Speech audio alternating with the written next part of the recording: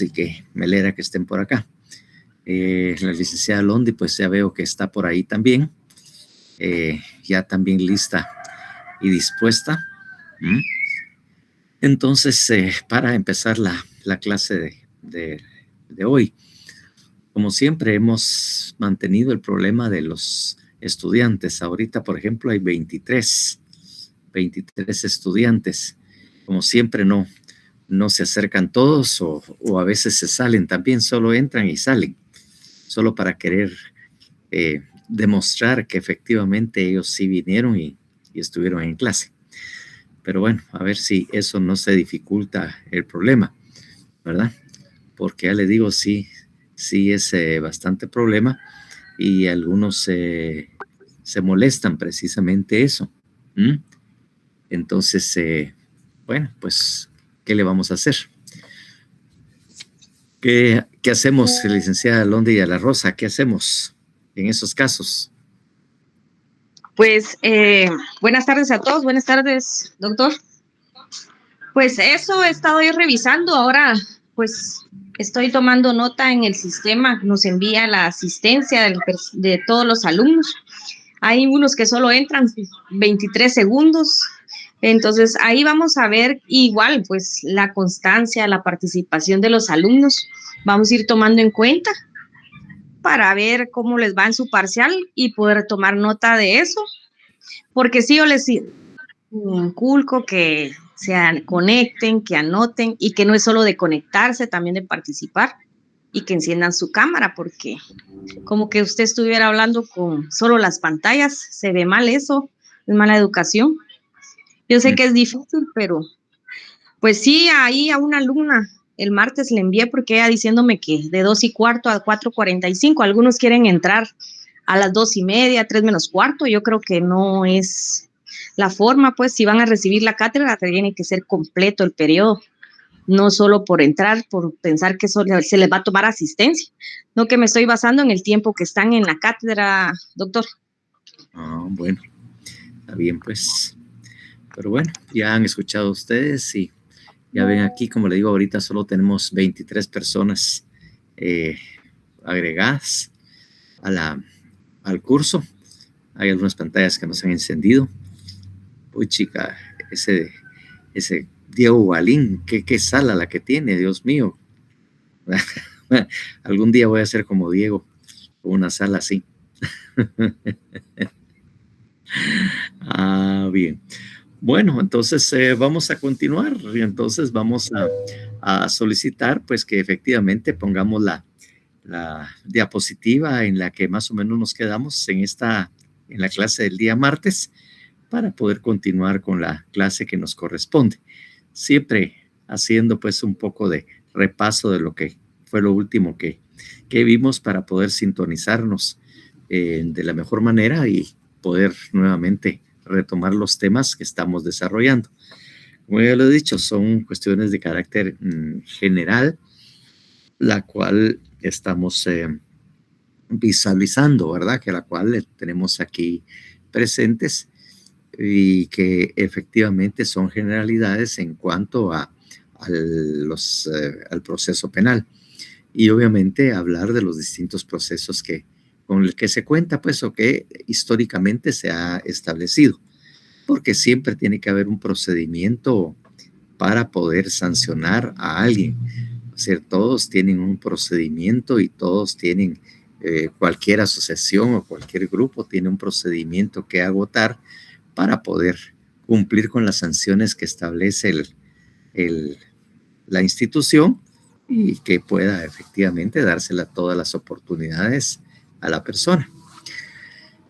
Como le digo, cuando hablamos de sistemas procesales, estamos hablando de las distintas formas que históricamente ha habido, pues sí, en el mundo, por decirlo de una manera, para poder sancionar a las personas que de alguna manera han infringido la norma. Porque la infracción de la norma, pues, siempre ha sucedido, ¿verdad? Como yo siempre les he dicho, pues, la historia de la infracción de la norma y el incumplimiento que se hace, pues es una cuestión que históricamente siempre ha existido, ¿verdad? que siempre ha habido alguien que haga lo que no debe de hacer. Y debe haber algo o una sanción que debe imponérsele a esa persona por haber incumplido. Entonces, porque el delito o el incumplimiento de la norma ha sido histórico. Si no, recordemos, y que ya de algún momento también lo habíamos recordado, cositas de este tipo, les preguntaría a ustedes, después de que, de acuerdo a la Biblia, Dios creó al hombre, lo creó al hombre y después a la mujer, ¿qué fue lo primero que hizo el hombre? El primer hombre que habitó que el Señor o Dios haya hecho, pues, ¿qué fue lo primero que hizo Adán? Desobedecer una regla de él. Exactamente, violar una normativa. Le dice, mira, todo lo tenés, sos libre, puedes hacer cualquier cosa, pero el fruto de este árbol, eso sí no deben de comer. Y eso fue lo primero que se dijo, pues. Tenemos una característica los seres humanos para que lo primero que hacemos es efectivamente lo que no se debe de hacer, lo que nos han prohibido, lo que dicen, no, cuidado, vas a andar haciendo tal y tal cosa, como que nos dan motivación para hacerlo. Bueno, esa fue la primera que se recopiló. Después, si seguimos adelante en la Biblia, ¿qué fue el otro hecho también histórico? ¿O qué fue lo que sucedió? Y que podemos pensar de que hubo una infracción a la norma. El asesinato de Caín y Abel, ¿no? Exactamente. Caín mata a Abel. Entonces, imagínense cómo iniciamos eso, pues, cómo inició la historia de la humanidad, pues. Si es lo primero que ha hecho el hombre, pues, incumplir la norma, ser objeto de una sanción porque no cumple con las normas que están establecidas. Que lo primero que nos dicen que no hagamos, eso es lo primero que vamos a hacer precisamente. Y como les digo, si seguimos más adelante, vamos a ir descubriendo que sigue pasando eso, pues. Entonces, obviamente, siempre ha habido procedimientos para establecer precisamente esa responsabilidad que debemos asumir por el incumplimiento de la norma. Todos los sistemas procesales son los instrumentos o los medios por los cuales la persona va a obtener una sanción, ¿verdad?, por el incumplimiento o la inobservancia de las normas. Entonces, los sistemas procesales son los sistemas precisamente o los procedimientos establecidos para poder sancionar a alguien. Entonces, como les digo yo, esto ha pasado y siempre ha existido en la humanidad por el hecho de que siempre el hombre o la mujer siempre ha violentado la norma, siempre inobserva las normas establecidas, siempre hace lo que no se debe de hacer. Entonces, obviamente aquí estamos presentando ese sistema acusatorio. Como les digo, este sistema acusatorio que se utilizó, muy particular, muy interesante, que empezó en Grecia y después lo retomó y con algunos aspectos que ya tenía Grecia, lo retoma Roma y eso es lo que precisamente incluyen dentro del sistema acusatorio, con características muy especiales dadas a la época en que esto se estaba dando. Tan es así que ya hicimos una plática por ahí y comentamos así generalidades de que realmente una muestra del sistema acusatorio es leyendo, si alguien quiere, porque claro, no es obligación, es precisamente todo el proceso del juicio de Jesucristo, ¿verdad? Porque ahí era el sistema acusatorio, pues. Obviamente en el sistema acusatorio, pues no habían jueces, pues, sí, no habían autoridades. Como le digo, Grecia realizaba estos juicios en plaza pública.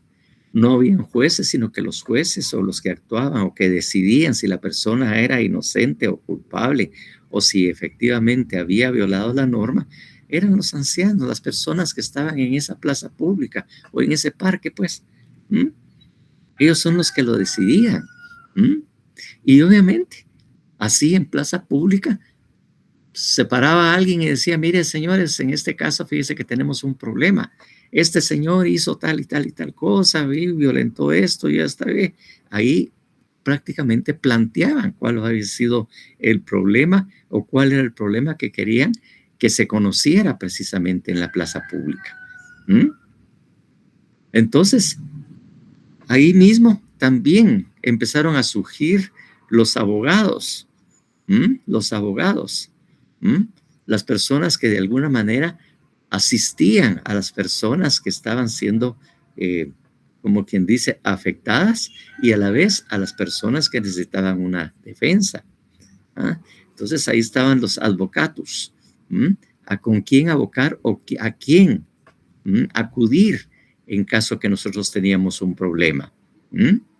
Entonces, ahí se presentaba la situación del señalamiento, de la acusación que se estaba presentando.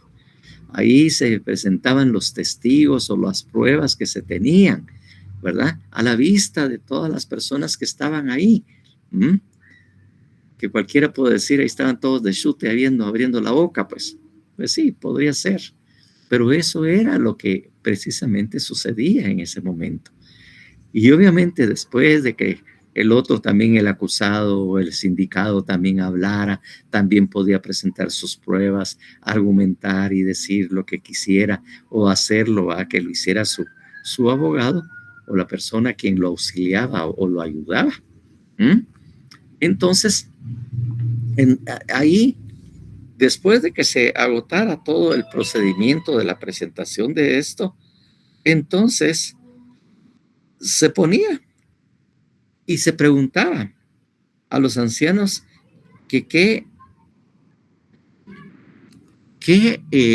cómo ellos consideraban, si la consideraban que la persona sí era responsable o culpable, pues, ¿verdad? Entonces, efectivamente, ¿verdad? Ese era el caso. Era el caso que se presentaba y se resolvía ahí.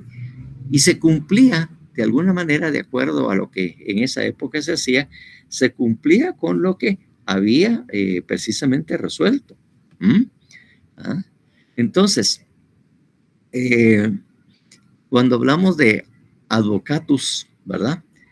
Que les he estado diciendo, pues es en latín, que significa el llamado a auxiliar, así se llamaba, el llamado a auxiliar o el llamado en auxilio.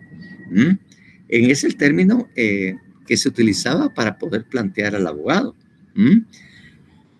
Y entonces, ¿quién era? En la antigua Roma precisamente era la persona con conocimiento de las leyes, ¿va? O el amigo de un ciudadano común al que se abocaban o precisamente lo llamaban para que lo acompañara y lo aconsejara precisamente o lo defendiera ante un tribunal. Entonces, precisamente, estos casos eran los que se presentaban en plaza pública y ha sido reconocido históricamente en el derecho como el primer sistema que existió, el sistema acusatorio. Como vemos, acusatorio en aquella época, y aquí tenemos al final, o lo que tenemos ahora dentro de nuestro sistema procesal, un acusatorio formal. Así es como se le denomina. Porque obviamente aquí en este acusatorio formal, pues ya participan autoridades, ya participa el Estado, ya dijimos de que eso es una rama del derecho público y por lo tanto eso es lo que se llama acusatorio formal, que tiene algunas características en todo caso.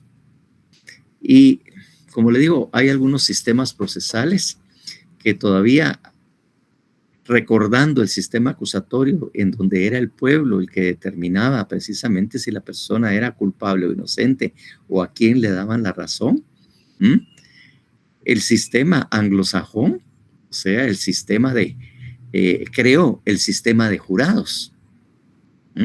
El sistema de jurados que todos lo hemos visto en las películas o en los programas de esto de leyes, donde hay pues, ciudadanos, ¿verdad?, que tienen la calidad precisamente de un jurado para decidir si efectivamente la persona violó o no la ley.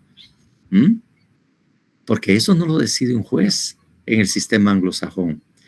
Se presenta todo el proceso, se ven los testigos, interrogatorios, todas las pruebas y todo. Y cuando ya termina la presentación de la prueba, cuando termina precisamente el proceso, se retira a deliberar el jurado, que son ciudadanos, ¿verdad? Ciudadanos que obviamente tienen aptitudes y que tienen precisamente, son personas honorables que efectivamente se retiran, discuten entre ellos, que es una libertad probatoria sin un sistema procesal como sana crítica razonada o la sana crítica, sino ellos resuelven según su conciencia. Y al final, después de las discusiones, ellos determinan si la persona es culpable o inocente. Ese es el trabajo, determinar si lo que ellos han recibido y han visto en el juicio puede ellos o los convence a ellos, ¿verdad? Que la persona es culpable o por lo contrario es inocente. Y esa decisión se toma por unanimidad. Si hay una persona que no está de acuerdo, entonces definitivamente podría generar la iniciación de un nuevo proceso también, si no hay una decisión unánime. Entonces, una vez que se dicta la decisión y determina el jurado que consideran que lo que han escuchado es suficiente para convencerlos de que la persona es culpable, pues simplemente el juez agradece su participación y él es el que dicta la sentencia. Pero la decisión de culpabilidad es nada más del jurado, retomando el sistema acusatorio, ¿verdad? En el cual era el pueblo que decidía, eran los ancianos, personas honorables, las que precisamente tomaban esto. A ver, cuénteme, Carlos Mendoza. Hasta el licenciado, o sea que el juez no se puede ir en contra del jurado. No, definitivamente no. No puede irse en contra del jurado. Incluso él le dice, bueno, han llegado a una conclusión, unánimemente han tomado una decisión y han decidido precisamente qué es, simplemente tal y tal cosa. Bueno, al oír la decisión, el juez determina si hay nuevamente una repetición del juicio, ¿verdad? O si efectivamente él simplemente declara que son inocentes. Cuando hay criterios contradictorios, hay un grupo que sí y un grupo que no, entonces ante esa contradicción, efectivamente lo que se ordena es un nuevo juicio con un nuevo jurado. Eso es lo que se hace. Pero si hay unanimidad, por ejemplo, y todos unánimemente reconocen la inocencia o dicen que es inocente o no lo consideran culpable, pues esa es la decisión final que se dicta. La persona es inocente y el juez, después de escucharlos y agradecer su participación, le va a dictar la sentencia que corresponde, ¿verdad? Si todos dicen que es inocente, entonces definitivamente él también absolverá. Pero si hay, ¿verdad? No hay un criterio unánime, no hay un criterio unánime, entonces el juicio se repite. Bueno, entonces así lo tenemos precisamente establecido, precisamente en este sistema acusatorio. Claro, se desarrolla la historia, surge la Iglesia Católica, empieza a generar bastante fortaleza y se dan precisamente toda una serie de procedimientos muy prácticos dentro de la Iglesia y crea la Iglesia el sistema inquisitivo.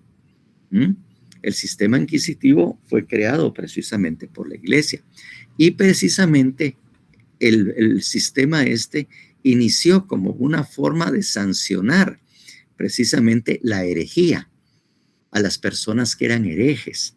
Entonces el sistema inquisitivo era un sistema muy particular y que todavía lo utiliza la Iglesia dentro de sus sistemas, porque como le digo, la Iglesia tiene también su corte eclesiástica. Hay juicios eclesiásticos que todavía están vigentes y se siguen utilizando, donde efectivamente toda la investigación, todo el proceso es secreto, no hay público presente. Ahí simplemente están los obispos o las personas que se van a encargar de actuar como jueces, y obviamente las personas que van a trabajar como abogado defensor, y obviamente también tiene alguien de la iglesia que asume la función de fiscal y que es el que presenta la acusación. El tema del inquisitivo es que llega al extremo de tolerar y aceptar precisamente la tortura para la obtención de la prueba, porque lo que buscaba precisamente el sistema inquisitivo es que la persona confesara, admitiera que efectivamente era culpable, utilizando, como le digo, una serie de situaciones. Y entonces la tortura era un método precisamente, como se ha regulado y aceptado, ¿verdad? Los azotes, la tortura, las quemas, todo lo que se utilizaba y que ustedes han oído, era ese el procedimiento que se utilizaba para que la persona confesara. Y en tanto no confesara, seguían ellos torturándolo hasta que finalmente dijera que sí o dijera que no.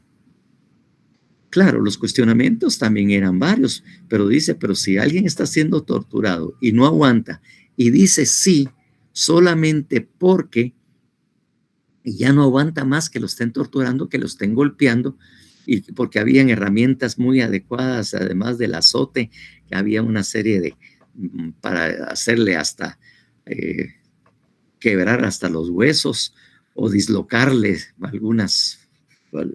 las extremidades y todo lo demás. Entonces dice, pero si él en ese sentido el dolor es inaguantable, que prefiere decir que sí, siendo inocente, porque eso era, bueno, ya se les indicó el hecho, tal cosa, y en el momento que la persona fue interrogado con los procedimientos específicos, él se declaró culpable. Y habiéndose declarado culpable, pues bueno, se le va a aplicar la pena. Pero dice, pero si realmente no era culpable y él solo lo hizo porque ya no aguantaba el dolor, mire, eso está en las manos de Dios. Esa era la respuesta que daban cuando se cuestionaba ese tipo de cosas, o el sistema inquisitivo, que le digo, sigue vigente en la iglesia, no más, no la tortura, eso sí ya no. Entonces le decían, bueno, si él es inocente, ¿verdad? Y acepta que es culpable simplemente por motivo de esto, pues cuando llegue al cielo, Dios sabrá qué hacer con él. Si él es inocente, pues obviamente estará con Dios en el paraíso, y eso va a ser su recompensa. Pero si efectivamente era culpable cuando dijo que sí, entonces obviamente pues se le sancionará oportunamente, porque obviamente la pena de muerte también era aplicable, pues ahí matarlo, y matarlo así como quien dice en la hoguera, o matarlo precisamente obviamente colgarlo, ¿verdad? Entonces, ese era el sistema inquisitivo. Entonces, que esto pensó como para sancionar a los herejes dentro de la iglesia, y sobre todo aquellos conversos, aquellos árabes que de alguna manera vivieron en España y que la condición era que aceptaran a Dios y renunciaran a su religión, ¿verdad? Si alguien miraba que estos no estaban cumpliendo, también eran señalados de herejía y también les sancionaban. Pues los estados les interesó mucho ese sistema, y también los estados empezaron a ubicar y a utilizar el sistema inquisitivo. El sistema inquisitivo en que realmente la investigación, ¿verdad?, estaba en manos de los jueces. Ellos investigaban todo era sumario, secreto, nadie se enteraba cómo habían obtenido las pruebas, todo ellos simplemente le señalaban los hechos y después le daban una oportunidad que se pronunciara, y eso era todo para aplicar el sistema inquisitivo. Entonces, eso eran esas particularidades que tenía el sistema inquisitivo, que, como le digo, de alguna manera en su momento, ¿verdad?, la tortura era permitida, y efectivamente realmente una verdadera defensa de la persona sindicada no existía. ahí la voz la tenían los acusadores y realmente ahí el sindicado era el que debía probar su inocencia, porque a él se le consideraba culpable, no como ahora, ¿va? Se le presume inocente. No, allá se le presumía culpable. Y si no probaba que era inocente, obviamente se le sancionaba. Se le castigaba precisamente esto. Entonces, como le digo, eso resultó precisamente en la Edad Media, que se utilizó este sistema inquisitivo. Posteriormente, e incluso con la Revolución Francesa,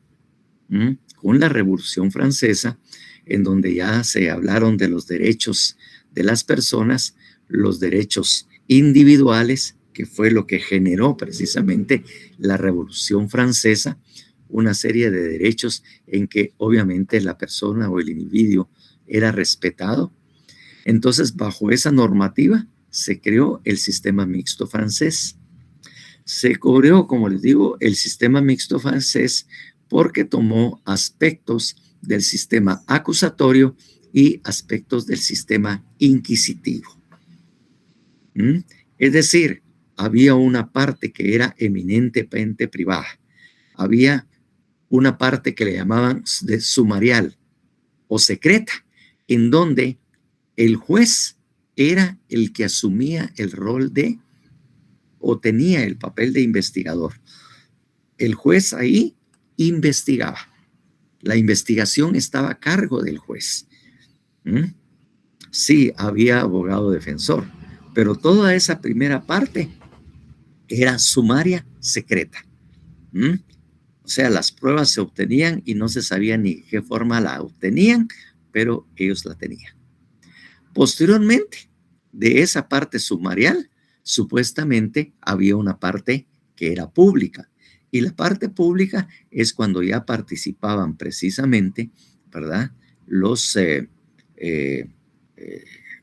abogados defensores, ya participaba incluso un ministerio público. Nosotros cuando no teníamos ministerio público, era la Procuraduría General de la Nación la que asumía precisamente el papel de acusador. La PGN tenía un departamento especial donde ellos tenían, porque nosotros tuvimos este sistema mixto francés. Antes del Código Procesal Penal, que como le digo tenía 30 años, también se creó el Código Procesal Penal y este era el sistema mixto. Incluso dentro del Código Procesal Penal se establecía que el sistema procesal, había un artículo ahí que indicaba claramente que el sistema procesal era mixto, retomando todo lo que de alguna manera había surgido en Francia y obviamente se había copiado por otros en Europa y oportunamente pues los trasladaron aquí a Latinoamérica. Los españoles lo trajeron acá, ¿verdad? Los sistemas procesales y obviamente también aquí lo teníamos vigente.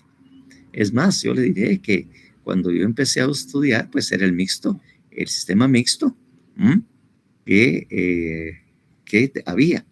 O sea, a mí me tocó trabajar mis primeros casos precisamente con el Código Procesal anterior. Que ya le digo, ¿qué era la gran defensa? Presentar alegatos, presentar por escrito. Efectivamente, ¿cuál era esa? Y que nosotros teníamos acceso obviamente a toda la investigación, al sumario, le daban una copia de toda la investigación, de los testigos, de las pruebas que se habían, como quien dice, obtenido por parte del juez, con un poco de ayuda, obviamente, de alguien que lo acusara, alguien que estuviera acusando, o de alguien que participara en el proceso. Y obviamente, pues ellos trabajaban eso.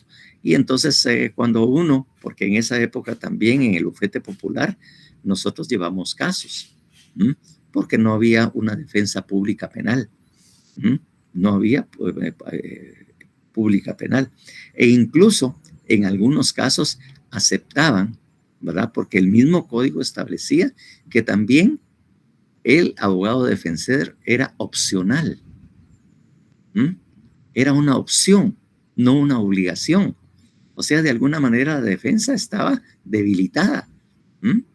¿Y qué hacíamos nosotros en esa época en el bufete popular? Pues obviamente nos nombraban defensores de oficio. Imagínense ustedes. Es decir, cuando después de que ya se abría el sumario y hacían el análisis y se abría juicio, entonces ahí era donde empezaban a actuar prácticamente los abogados defensores. ¿Y qué era lo que nosotros hacíamos? Habían algunas cosas que, algunos testigos que se identificaban en esa parte de juicio, en el cual estábamos nosotros presentes, ahí en el tribunal le tomaban declaración y obviamente, ¿no? Y lo que teníamos que presentar era un alegato en definitiva. Podríamos presentar un alegato en definitiva o solicitar que se hiciera un juicio. Y en el juicio simplemente era ir al juzgado o ir a los testigos que declararan sin tener derecho, mucho derecho a estarlos interrogando ni preguntando, sino solo oírlos estos, después presentar el alegato en definitiva y de ahí se dictaba sentencia. Y si uno no estaba de acuerdo, pues existía la apelación. Ya existía la casación también, pues. Pero éramos los estudiantes los que asumíamos el papel de defensores públicos. O sea que las universidades que tenían bufete popular y que obviamente tenían área penal, eran los que precisamente nosotros, los que teníamos eso a nuestro cargo. Xiomara, cuénteme. Buenas tardes, licenciado, compañeros. ¿Hasta qué fecha se utilizó ese sistema mixto en Guatemala? Porque lo que hablábamos... Sí, pues hasta que surgió el nuevo Código Procesal Penal, hace 30 años. Con el nuevo Código Procesal fue que se terminó el sistema mixto, porque se creó el acusatorio formal. Y creo que porque hubo falla en el juicio también de las personas aquellas que hablamos que fueron los últimos fusilados. Parece que hubo un vicio o algo así, ¿verdad? Que habían, bueno, lo que hablaba la defensa para el resarcimiento de las familias de los asesinados, sí, de los fusilados, perdón, que decían que porque no hubo abogado profesional, digamos, sino que fue que estudiantes llevaron el caso, por eso fue que encontraron como que ese vicio para que el juicio de estas personas que fueron fusiladas no tuvieran, si fueran resarcidas. Sí, lo que pasa es que, como le decía, en ese caso podría o no haber un abogado defensor. Si había abogado defensor, pues el sindicato lo tenía que pagar. Podía nada más que nombraran uno de oficio. Y los de oficio eran los estudiantes de derecho, que obviamente asumíamos el papel de abogados defensores. Y no abogados, el defensor de oficio nos decían, porque obviamente abogados no lo éramos. Entonces éramos defensores de oficio. Entonces la mayoría de veces lo que se optaba era presentar un alegato en definitiva, porque obviamente cuando se abría ya la segunda parte o la de juicio, simplemente el juez elaboraba, como quien dice, un resumen en el cual fundamentaba. Teníamos acceso a ver, porque esto estaba en tribunales, pues el expediente de investigación lo tenía el juez, porque era el juez que lo investigaba. Y eso era de las cosas que se alegaban para decir, es que este nuevo código, para que se pusiera en vigencia, le da muchos derechos y hay más protección a los derechos individuales. ¿Por qué? A los derechos humanos. ¿Por qué? Porque si no tenía juez, si no tenía abogado defensor, él había pasado todo el tiempo sin abogado defensor. Después solo le nombraban al estudiante, que lo único que hacíamos prácticamente era presentar un alegato en definitiva, de acuerdo al resumen que hacían los jueces en la resolución para abrir a juicio, donde enumeraban las investigaciones o qué se había practicado, qué testigos habían declarado, qué es lo que habían dicho y toda la cuestión, ¿verdad? Y eso era. Y sobre eso nosotros hacíamos un alegato. Pero, ¿qué cosas, verdad? El mismo juez que investigaba era el mismo juez que condenaba. No había otro juez. Claro, habían veces que lograba uno convencer que este testigo es malo, que este no, y alegar aquellas cosas que son parientes, que esto no puede ser, es enemigo y cositas así, que lográbamos a veces, ¿verdad? En la libertad. Les digo que en esa época teníamos una cuota. La cuota era que en lo que era lo penal, nosotros teníamos la obligación de ejercer la defensa en 6 casos. Eso es lo que teníamos que hacer, ¿verdad? En el bufete popular. Y después presentarlo también para que nos dieran la constancia de que habíamos pasado la práctica penal, ¿verdad? Que la habíamos agotado. Teníamos que hacer ¿cómo se llama? Mandar precisamente, hacer un texto, empastarlo para presentar nuestros 6 casos. Adivinen cuántos casos llevé yo de esos en el bufete popular. 9. 9 casos. Bueno, llevé otro más, pero otras cosas pasaron ahí. Entonces llevé como 9, entonces yo planteé 9 casos, pues. Incluso hice defensas en Escuintla, aquí en Guatemala, y también me fui también a Matitlán y me fui a Misco también a ejercer eso. Entonces ya desde ahí ya tenía el mal, ya me estaba contagiando de ese mal, pues. De esa enfermedad ya me contagié yo desde que era estudiante, pues. Entonces ya les digo, eso era el sistema. Claro, uno de los factores que contribuyó precisamente al nuevo sistema procesal era precisamente que se generó una nueva constitución política de la República de Guatemala. Y por lo tanto, la constitución política, es decir, el Código Procesal Penal reñía definitivamente con los derechos que estaban establecidos en los derechos que estaban establecidos en la Constitución, y el proceso penal en sí era contrariamente a lo que era, por decir, inconstitucional. Y bajado eso es que se empezó a trabajar precisamente el Código Procesal Penal nuevo, porque ya era incompatible definitivamente con las normas y los derechos que estaban garantizándole a las personas detenidas en la nueva Constitución Política de la República de Guatemala. Eso fue uno de los motivos por los que se generó el cambio de código. Esa fue una de las circunstancias por las que nosotros peleamos eso, precisamente. ¿Podemos retomar nuevamente la presentación, la diapositiva, por favor? Licenciado, ¿y cuánto tiempo le llevaba cada caso? ¿Variaba según el Sí, los tiempos estaban establecidos en la ley. Usualmente los casos así en esa época difícilmente tomaban un año. Claro, a veces dentro de la sentencia, nosotros bajo ciertas circunstancias podríamos nuevamente pedir, ¿verdad?, que efectivamente se volviera a repetir el juicio,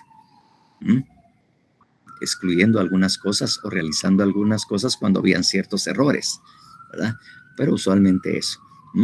Y obviamente después de eso, pues la apelación, ¿no?, que era lo que nosotros presentábamos. Entonces le digo, ese era el mixto francés que teníamos nosotros precisamente en aquella época.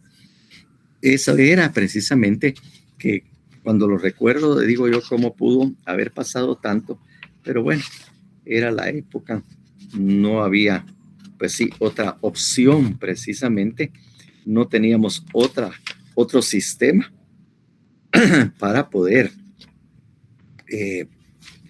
por eso digo, para poder precisamente implicar otro sistema. Como ven ustedes, de acuerdo a esto, el Código Procesal Penal, de acuerdo a lo que señala el artículo 555 de este nuevo que tenemos, entró en vigencia el 1 de julio de 1994. A pesar de que fue en el 1992 cuando fue aprobado en el organismo legislativo. Pero como le digo, hubo personas que se opusieron, incluso interpusieron amparos y todo lo demás, inconstitucionalidades, para que no entrara en vigencia el nuevo Código Procesal. Total que hasta en 1994. Entonces estamos hablando de como 32 años, como le decía, que tenemos este código. Previo a eso, era el anterior Código Procesal Penal. Entonces, viendo todas esas, es el sistema mixto francés, y que le digo, hay algunos países que todavía no han cambiado. E incluso en Europa, algunos lugares. España todavía conserva muchas formas o sistemas en el sistema mixto francés. Todavía no lo ha superado. Claro, ha superado porque también hubo algunos cambios, algunas reformas, crearon una especie de ministerio público para que tuviera a su cargo la investigación, para quitarle la responsabilidad y obviamente se dieron algunos cambios, pero todavía el sistema mixto francés sigue vigente. Y el mixto francés en Francia no cambia. Lo único que han hecho que el sistema francés es que la parte de juicio, la fase o etapa procesal del juicio después de la investigación, ¿verdad? Ya lo hacen también de alguna manera en forma pública. En ese cambio sí hicieron el cambio, pero ya le digo, todo lo demás conserva mucho del sistema mixto francés. Entonces, obviamente, como les digo yo, esto fue lo que se dio y ha sido la historia, ¿verdad? Del sistema mixto francés, que como le digo, pedía la repetición o que se dictara sentencia, obviamente, en el alegato final.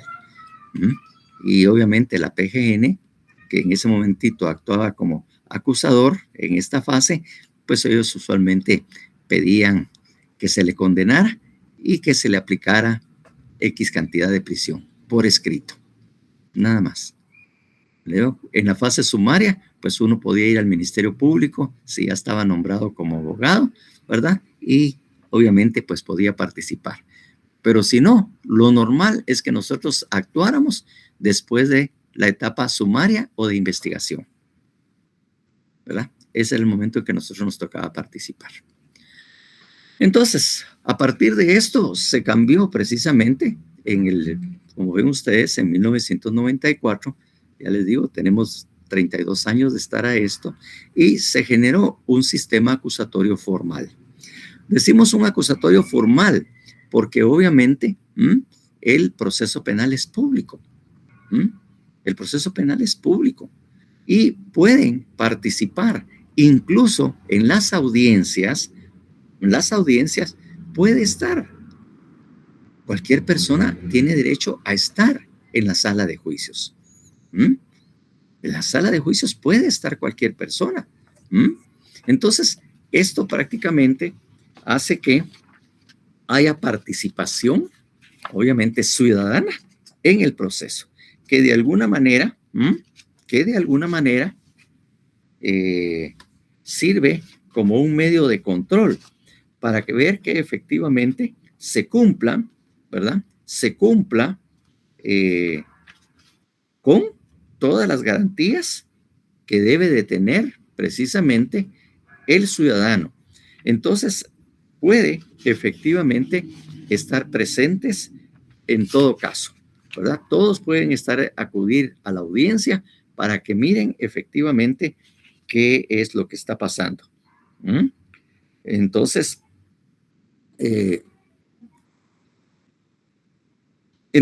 todos efectivamente, ¿verdad?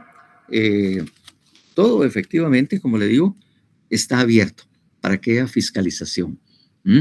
Entonces, el 356, el 356 del Código Procesal Penal nos da precisamente o nos indica esa posibilidad de que cualquier persona puede estar en esa diligencia.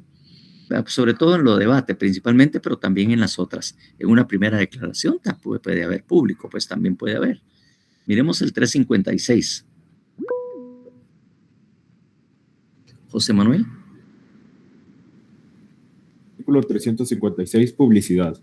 El debate será público, pero el tribunal podrá resolver aún de oficio que se efectúe total o parcialmente a puertas cerradas cuando, primero, afecte directamente el pudor, la vida o la integridad física de alguna de las partes o de persona citada para participar en él. Segundo, afecte gravemente el orden público o la seguridad del Estado. Tercero, peligro un secreto oficial, particular, comercial o industrial cuya relevancia indebida sea punible. Revelación. Esté previsto específicamente. Quinto, se examine a un menor si el tribunal considera inconveniente la publicidad porque lo expone a un peligro. La resolución será fundada y se hará constar en el acta del debate. El tribunal podrá imponer a los que intervienen en el acto el deber de guardar reservas sobre los hechos que presenciaren o conocieren, decisión que constará en el acto de debate. Desaparecida la causa de la clausura, se hará ingresar nuevamente al público. Ajá. Ahí donde dice constará en el acto del debate es el acta, ¿verdad? Y hay un error de redacción ahí, ¿verdad? En el acta de debate se hace constar precisamente esto, ¿verdad? Entonces vemos ahí que efectivamente, ¿verdad?, está esto. Pero el 357 también señala ciertas restricciones.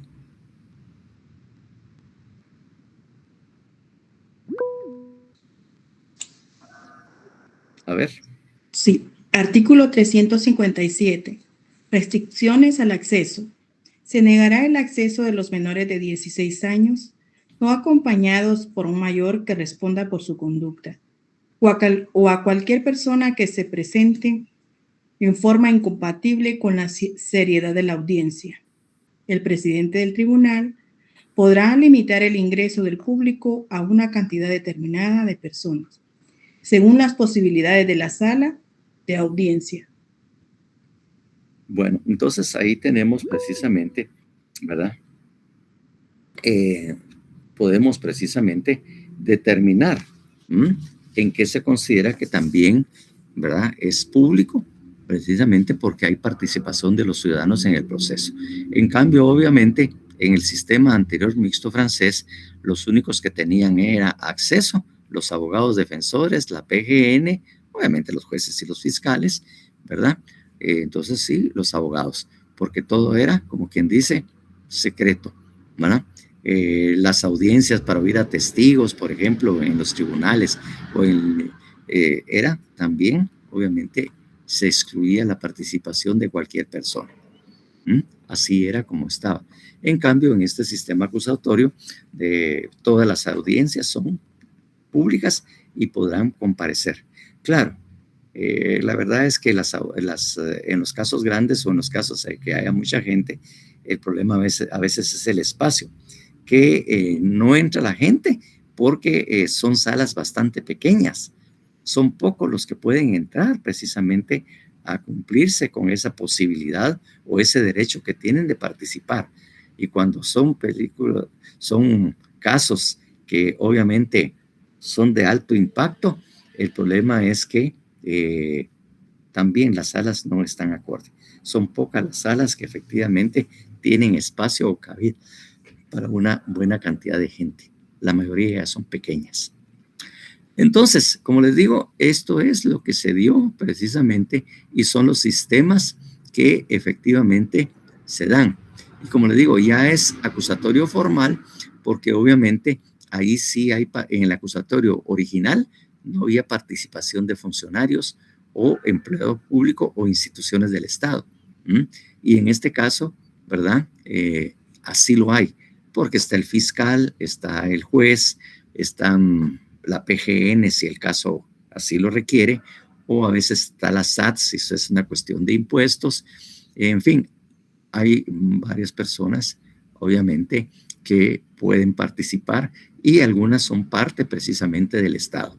Por eso es que hagamos un acusatorio formal, porque ahí sí es este. Y obviamente, no digamos el juez. El juez es precisamente un funcionario del Estado que es el que dicta la sentencia o las resoluciones.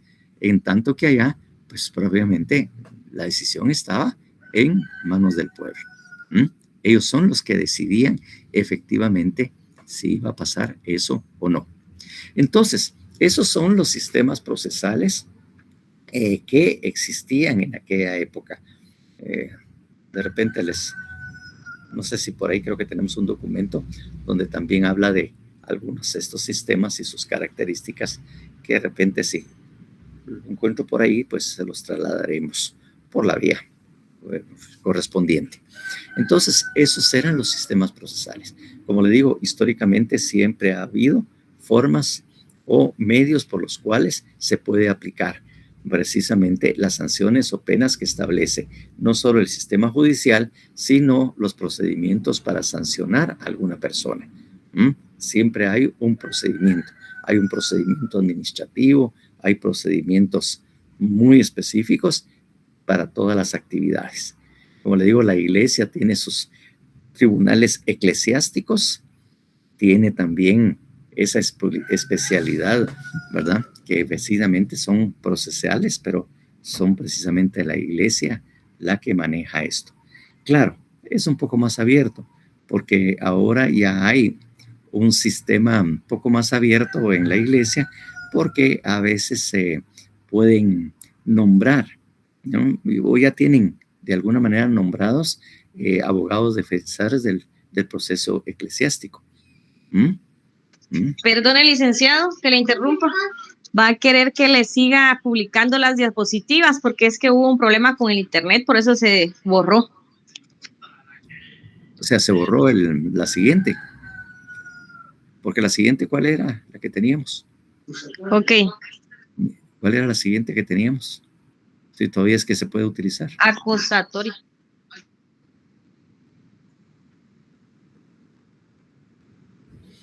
Sí.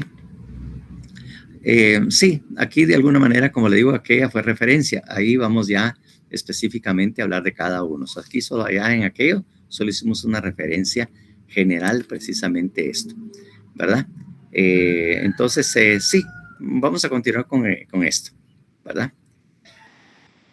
Bueno, como le digo, en el anterior solo vimos las generalidades. En cambio, aquí vamos a ver algunos aspectos específicos y que están anotados precisamente en la diapositiva.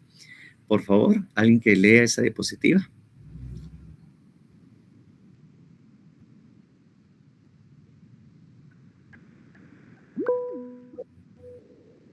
José Alejandro. Sistema acusatorio. El sistema acusatorio ocupa históricamente el primer lugar y haciendo referencia al procedimiento seguido por los atenienses, en el que, con las limitaciones debidas a las ideas políticas y sociales de la época, encontramos el principio de la acusación popular, mediante la cual todo ciudadano libre estaba facultado para ejercer la acción penal de los delitos públicos ante el Senado o la Asamblea del Pueblo. Bueno, entonces también tenemos aquí, ¿verdad? Estábamos en el sistema acusatorio, efectivamente hablaba del ejercicio de la acción. Es decir, cuando hablamos de delitos, decimos, pues, hacemos violación a las normas, por ejemplo, porque, como les digo ya, el derecho penal por sí mismo fue creado con mucha posterioridad, ¿va? Lo que ocupaban precisamente y dentro del ámbito del derecho civil, ¿verdad? Del derecho civil era que se ventilaban todos los casos o las violaciones, pero en sí un derecho penal no existía. Claro, por matar y toda la cuestión, pues habían sanciones y todo lo que se quería, pero penalmente todavía no existía precisamente como tal el derecho penal. Era el derecho civil y que de alguna manera dentro del derecho civil era donde también se podía ejercer las acciones que había, como dice yo, la acusación popular. Todo ciudadano libre estaba facultado para ejercer la acción penal. Pero digo, penal no, ejercer cuando se cometían algún hecho que podría ser de robo, podía alguien que había matado a alguien y todo. Pero derecho penal prácticamente en sí no existía. Todo estaba regulado por eso, precisamente en el jus civil. Precisamente este tipo de cosas y las sanciones que se deberían imponer, ¿verdad? La siguiente, por favor.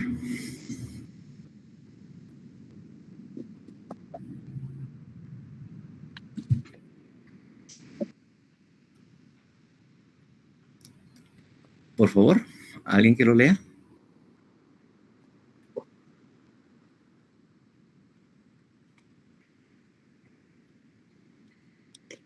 Características. El acusador ofrece las pruebas y el imputado podía solicitar un término para su defensa. Estaba autorizada la tortura. El debate era público y oral. Se encuentra establecido en Inglaterra, país que desde que lo instauró no se ha interrumpido su aplicación por otra clase de proceso. Dicho país, donde se establece el gran jurado Este sistema es instaurado por los ingleses en los Estados Unidos de Norteamérica. Bueno, es lo que les decía yo, ¿verdad? El juicio por jurado, que obviamente era público y oral, el debate. Esa primera parte todavía tiene algunos términos que no son públicos, ¿verdad? Que lo practica precisamente el Ministerio Público o el equivalente al Ministerio Público, ¿verdad? Que es precisamente el que se encarga precisamente de la investigación y acusación, y teniendo obviamente como auxiliares, así como lo tenemos con la Policía Nacional Civil o los investigadores de la Policía Nacional, para que efectivamente realizaran todos los trabajos que eran necesarios para obtener los medios de prueba. Esto era precisamente esas características del sistema acusatorio, propiamente dicho, y que, como les digo, ese sistema inglés o el derecho anglosajón todavía lo tiene establecido con esas características. Siguiente, por favor.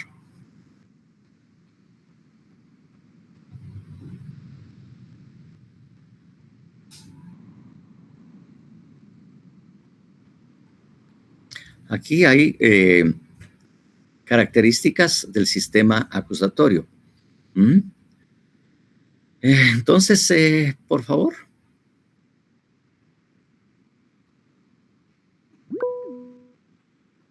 Sandra. Características del sistema acusatorio. Concurren los principios de publicidad, oralidad y contradicción, igualdad, moralidad, concentración de todos los actos procesales. El procedimiento penal se inicia a instancia de parte, dándole la vida a la acción popular. Se da derecho de acusar no solo a la víctima, sino a cualquier ciudadano. Las pruebas son propuestas y aportadas libremente por las partes y la valoración la efectúa el juzgador de acuerdo al principio de libre valoración de la prueba, conocido como sana crítica. Libre valoración de la prueba. Es decir, prácticamente el juez era el que valoraba y tiene libertad para valorar y considerar precisamente quién es culpable. ¿Sí, Sandra? No sé, tiene todavía la mano levantada, no sé si tiene alguna duda. Ahorita la doble. Bueno, es que pensé que se había quedado con alguna duda. Entonces le decía yo, precisamente, ¿verdad? Publicidad, oralidad, contradicción, igualdad, moralidad, ¿verdad? Que era el sistema acusatorio, libremente, ¿verdad? El problema se inicia a instancia de parte, o sea, no puede ser de oficio. De oficio no podría ser jamás la iniciación de un proceso penal, si obviamente se da precisamente que la acción popular, es decir, el derecho de acusar no solo a la víctima, sino a cualquier ciudadano tiene derecho de presentar precisamente la acusación. Y obviamente, como le digo, las pruebas y propuestas y aportadas libremente. No habían normas así rígidas en que cuánto oye el testigo, quién hablaba y esto, todo lo demás. No existían esas reglas para el procedimiento. Y la libre evaluación de la prueba, que eran según su derecho, su libre saber y entender. El juez establecía y dice, mire, estas pruebas tal cosa, no tenía que razonar ni explicar, no. A mí me parece que el testigo está bueno, a mí me parece que este medio de prueba es suficiente y toda la cuestión, sin razonar ni fundamentar, porque el sistema libre de valoración de la prueba o sana crítica es que si él se siente convencido, es suficiente como para dictar una sentencia condenatoria. No hay normas que lo rigen. Vamos a ver que en el sistema al contrario, que tenemos nosotros, hay una sana crítica razonada, en el que el juez, ¿verdad?, tiene exactamente que establecer los motivos o los fundamentos por el cual sí acepta esta prueba. No solamente decir, ese testigo es bueno y para mí es suficiente. No, precisamente analizarla, y dentro de la sentencia se ve y se establece precisamente esta sana crítica razonada para que esté bien fundamentada la resolución. Él hace ese análisis de la prueba donde él razonablemente dice los motivos por el cual esa prueba a él sí lo convence. Tiene que estar fundamentado precisamente esto. Sigamos.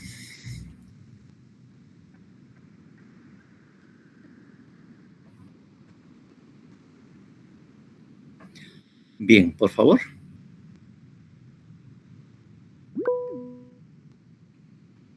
José Manuel. Sistema inquisitivo. Establece la forma escrita, la prueba legal y tasada, la secretividad y las funciones procesales de la acusación. Defensa y decisión se concentran en el juzgador. El imputado se convierte en un objeto y deja la condición de parte. Lo más nefasto era que daba lugar a que los delincuentes de clases sociales bajas se les impusieran penas graves y gravísimas. A los integrantes de las clases sociales altas se les impusieran penas leves. En esa época el proceso penal toma un carácter político y de defensa de la clase dominante. Los magistrados o jueces son permanentes. El juez es el mismo sujeto que investiga y dirige, acusa y juzga. La acusación la puede ejercer indistintamente el procurador o cualquier persona. Bueno, ahí tenemos precisamente en el sistema inquisitivo, ¿verdad? Que miren las características y que había, como quien dice, la desigualdad estaba. Decían que el calabozo solo era para los esclavos, para los esclavos. Las clases de cierta alta no jamás iban a entrar a estos calabozos o cárceles, podríamos decirlo en este momento, pero no jamás iban a entrar. En esa época sí existía la cárcel por deuda. O sea, el procedimiento civil o el incumplimiento del pago de las obligaciones también se establecía por esto y la gente también iba a la cárcel. Claro que cuando ya nace el derecho, el sistema francés y los derechos individuales, claramente establece que no hay cárcel por deudas, pero en aquella época sí. Pero obviamente era porque los que ejercían la acción eran los usureros, aquellos que tenían el dinero para prestar, ¿verdad? Y que los que iban a la cárcel eran los pobres que no tenían capacidad de pago. Ellos sí podían precisamente ir a la cárcel, pero alguien de plata no. Incluso hay axiomas franceses, todavía existen, y que se los traslado a ustedes para que miren cómo es que se manejaba o se maneja esto. Dicen, dentro de los axiomas franceses, que el derecho civil sirve para garantizar que el pobre no le robe a los ricos. Eso es el derecho civil como axioma francés. Usualmente el que ejerce la acción son los ricos, dice, para garantizar que el pobre no le robe. ¿Y cuál es, de acuerdo al axioma francés, el derecho penal? Oigan esto, para que se miren su sorpresa. El derecho penal sirve para garantizar y asegurar que el pobre no dañe ni le robe a los ricos.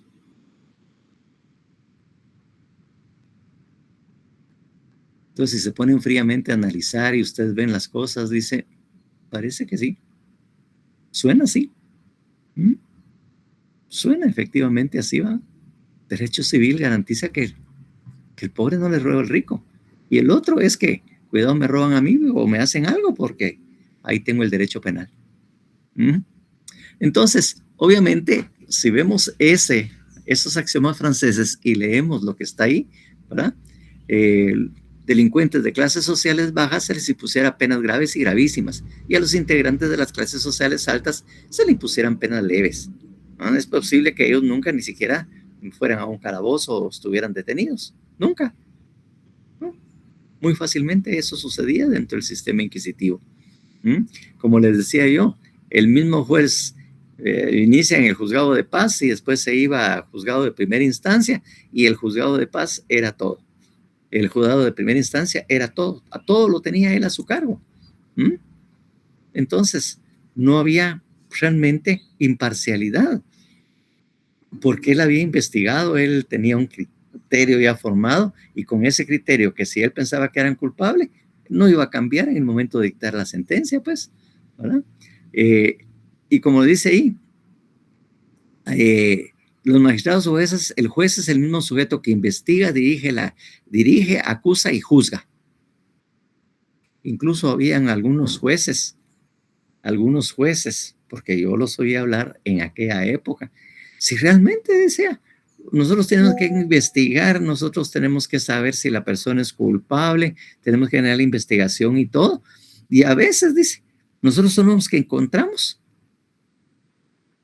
o podemos demostrar que el sindicado es inocente, ¿no? Por lo tanto, hasta defensores nos toca hacer, dice, ¿no? Realmente los abogados defensores no hacen nada, decían algunos jueces. Uno tiene que ajustar y también tiene que defender, ¿no? ¿Por qué? Porque la sana crítica, ¿verdad? Les daba esa facultad de que era su libre albedrío, su libre criterio, lo que determinaba si era alguien culpable o inocente. Y obviamente también existía también corrupción, esa nunca ha dejado de existir, ¿verdad? Entonces, definitivamente, dice, investiga, dirige, acusa, juzga, y también, como les digo, somos mejores defensores, dice, porque nosotros encontramos fácilmente que la persona es inocente, que los abogados que no hacen nada, dice, solo cobran, decía. Bueno, era la época, ¿verdad? Siguiente, por favor.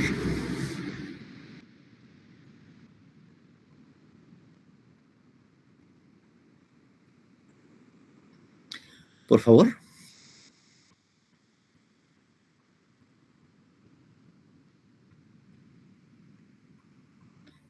¿Alguien que lo lea? José Alejandro. Características del sistema inquisitivo. El procedimiento se inicia de oficio. Es de naturaleza escrita y secreta, admitiéndose incluso para iniciarlo la denuncia anónima, lo que resuelve la falta de acusador. La justicia penal pierde el carácter de justicia popular para convertirse en justicia estatal.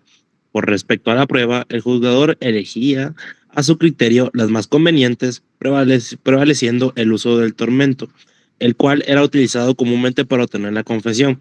El derecho de la defensa es nulo y la poca que hay o se permite es realizada por el propio juez con el fin de demostrar su bondad ante el propio acusado. Miren las características del sistema inquisitivo que tuvimos después de aquel acusatorio, ¿verdad? En plaza pública. Se inicia de oficio, escrito, ¿verdad?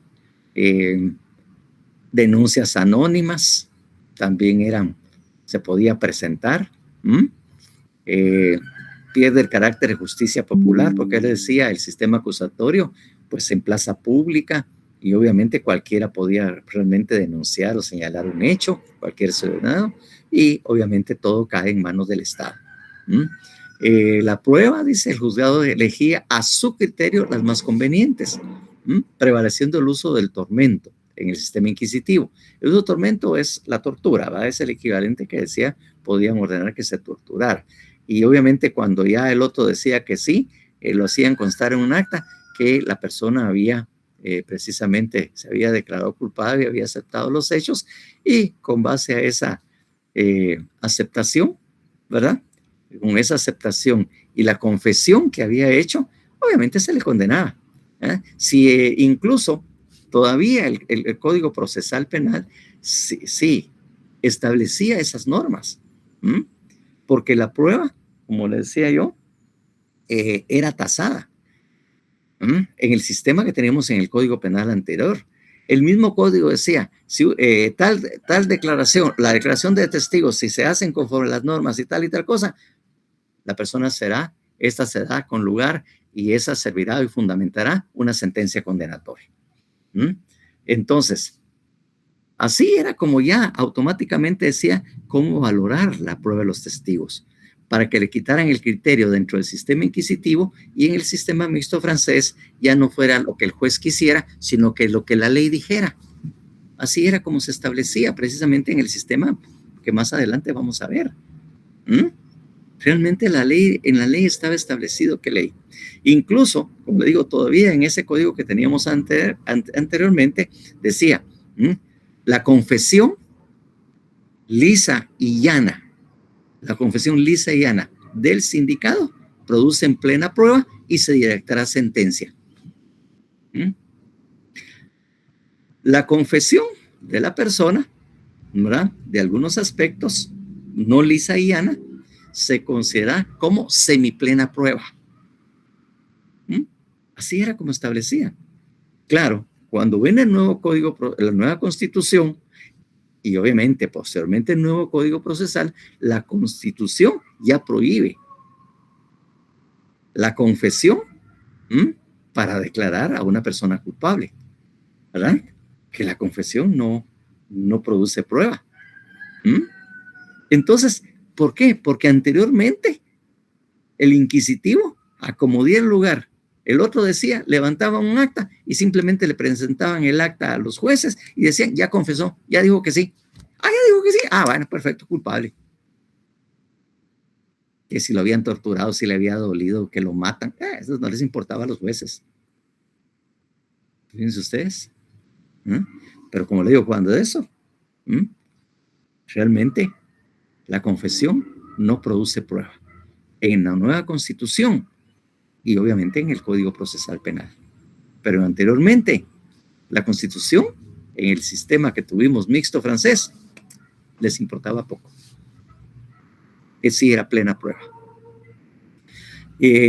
Prácticamente, como dice ahí, el derecho de defensa es nulo y la poca que hay o se permite realizada por el propio juez con fin de demostrar su bondad ante el propio acusado. Tan buena onda los jueces. Pidieron la horca y no lo pidieron que muriera todo destazado, porque algunos lo que hacían es prácticamente la desmembración. Amarraban precisamente 4 caballos, uno a cada pierna y uno a cada brazo. Y entonces en distintas direcciones espantaban a los caballos o los hacían correr, de tal manera que hacían también, lo descuartizaban prácticamente jalado por los caballos. Qué chulo, ¿verdad? Qué época. Bueno, en todo caso, pues a esto es lo que tiene las características del sistema inquisitivo. Sigamos adelante.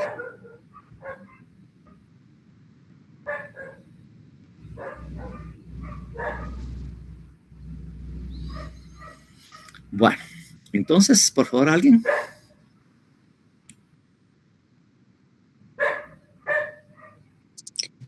Sistema mixto, tratando de encontrar un proceso adecuado e intermedio entre los sistemas procesales anteriores, se ensayaron fórmulas de procedimientos que mezclaron lo secreto y lo escrito del sistema inquisitivo y lo público y oral del sistema acusatorio. Fueron los franceses quienes encontraron el proceso y fueron varios los países que aplicaban fórmulas idénticas.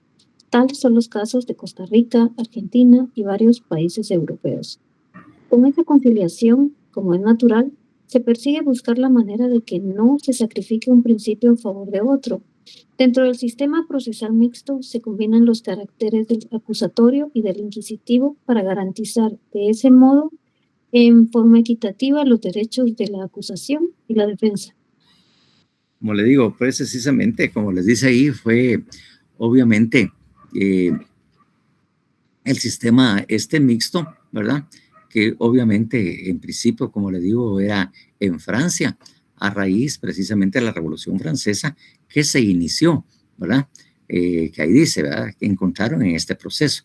Entonces, como el inquisitivo prácticamente era secreto, no se entendía mucho qué hacían, las salas de juicios eran y solo estaba ahí presente los jueces, la persona acusada y toda la cuestión, solo eran los que estaban ahí presentes precisamente en ese caso.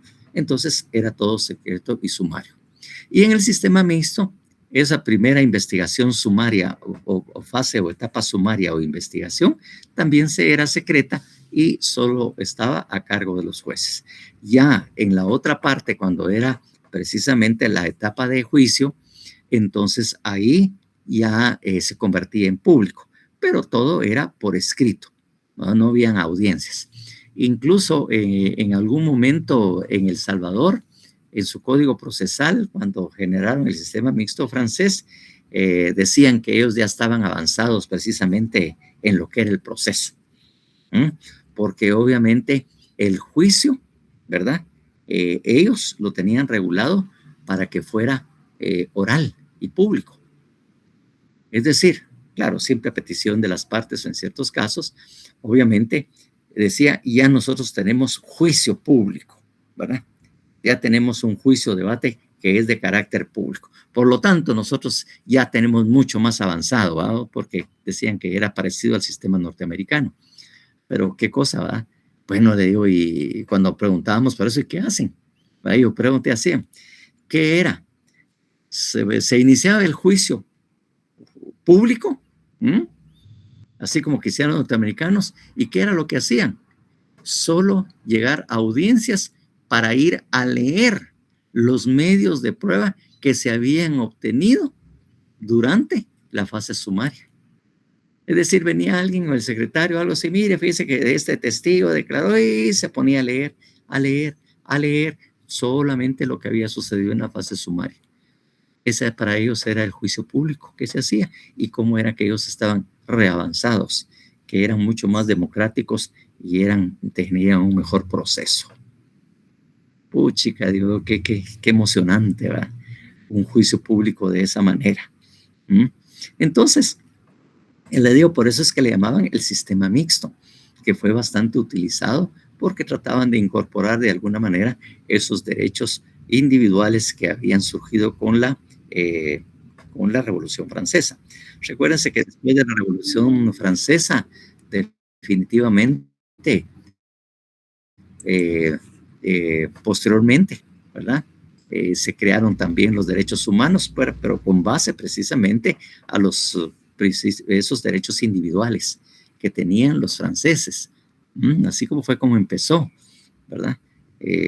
Ahorita en este momento no recuerdo en cuánto se empezaron a surgir precisamente estos derechos humanos y empezaron a suscribirse a nivel internacional precisamente estos derechos y obviamente la obligación de los estados de garantizarlos, ¿verdad? Entonces, a raíz de eso fue que cambió el sistema procesal. Pues bueno, ese es el sistema mixto. Miremos el siguiente, que ya es el nuestro.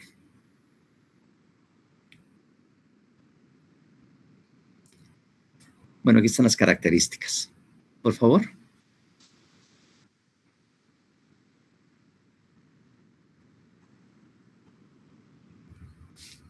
Anterior, por favor. Por favor, miremos la anterior. ¿Alguien que lea las características? José Manuel. Características del sistema mixto. Es una combinación del sistema inquisitivo que aporta la fase de instrucción y del sistema acusatorio que aporta la fase del juicio, denominada también debate plenario o decisiva. Su principal objetivo es equilibrar los intereses del individuo con los intereses de la sociedad. La prueba es de libre valoración por el juzgador, lo que se conoce como sana crítica, o lo que el actual Código Procesal Penal denomina sana crítica razonada. El tribunal no interviene en la instrucción del proceso y puede ser unipersonal, juzgado o colegiado tribunal. Bueno, ahí lo tenemos precisamente esto. Usualmente nuestros juzgados eran unipersonales, ¿verdad? En cuanto a la sentencia, ¿verdad? Difícilmente había, ¿verdad? Juzgados colegiados. Entonces, precisamente, ¿verdad? Ahí era el debate plenario o decisiva. Esa era la forma en que se denominaba, ¿verdad? Equilibrar los intereses del individuo con los intereses de la sociedad. La prueba, libre valoración por el juzgador, o como se conoce como sana crítica. O lo que el actual Código Penal denomina sana crítica razonada. Pero no es exactamente igual. El aspecto razonada es lo que hace un poco diferente de una sana crítica, ¿verdad? Exactamente. Y no interviene precisamente eso. No interviene precisamente en la instrucción del proceso y puede ser unipersonal, juzgado, colegiado, tribunal. La siguiente, por favor.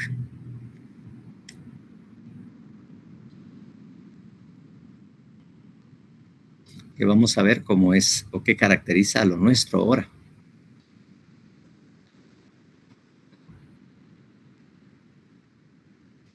Por favor.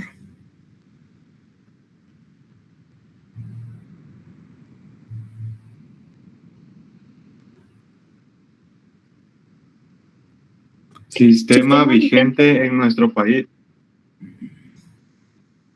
Siga, José Alejandro. Sistema vigente en nuestro país. Implementación del sistema acusatorio formal. el Código Procesal Penal, Decreto 51-92, importa a Guatemala el sistema acusatorio. Responde a concepciones políticas democráticas en las cuales encuentran reconocimiento, protección y tutela a las garantías individuales. Es lo que les decía yo.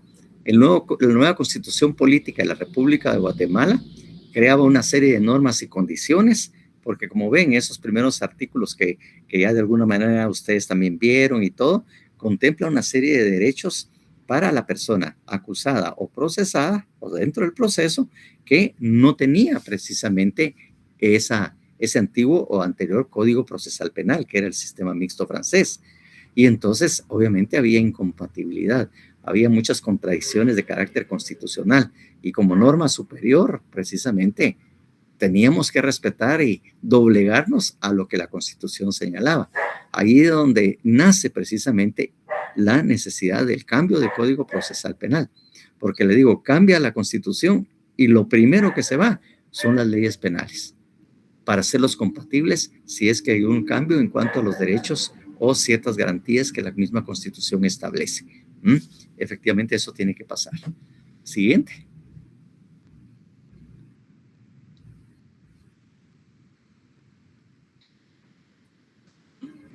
Por favor.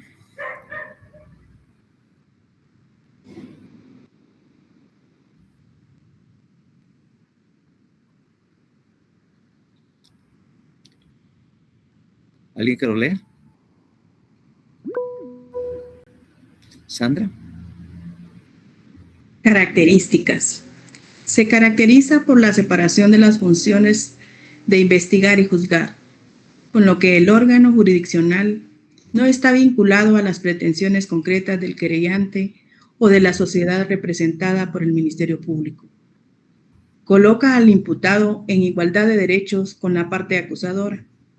Está dominado por las reglas de la publicidad y la oralidad de las actuaciones judiciales, de la concentración e inmediación de la prueba y, ante todo, la participación ciudadana. Bueno, ven ustedes que eso es lo que caracteriza de alguna manera o las características más relevantes precisamente del proceso que nosotros tenemos ahora, que de alguna manera pues ya la habíamos visto y que no son excluibles, pues precisamente el hecho de la publicidad, la participación ciudadana. Obviamente la participación ciudadana se convierte en un órgano de control porque está a la vista lo que resuelven los jueces y qué es lo que están haciendo. E incluso ustedes han visto que hay algunas partes del juicio se están dando, ya incluso son grabadas en videos y publicadas en los noticieros cuando el juez está resolviendo o cuando está hablando a algunos de los abogados y todo. ¿Por qué? Porque esa publicidad es lo que tiene en nuestro Código Procesal como característica y no como que antes, que era todo secreto, sumario, nadie estaba enterada, sino cuando se enteraban es porque había una sentencia. ¿En base a qué o qué? ¿Cuál era la fundamentación? Eso no se sabía o no se manejaba. Entonces, esto era. Entonces, yo creo que esa es la última, pero veremos si hay una siguiente o ahí termina.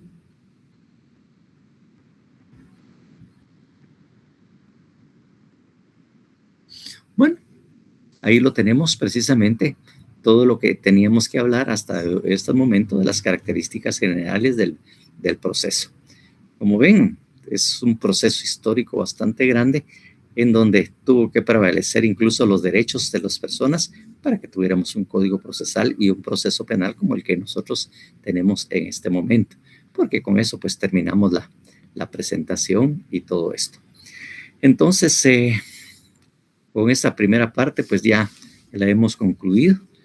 Continuaremos la semana próxima, porque hoy es jueves y hay un aroma a viernes que, ay Dios mío, no sé, que ya estoy sintiendo de que ya mero llegamos al mero día de San Juan.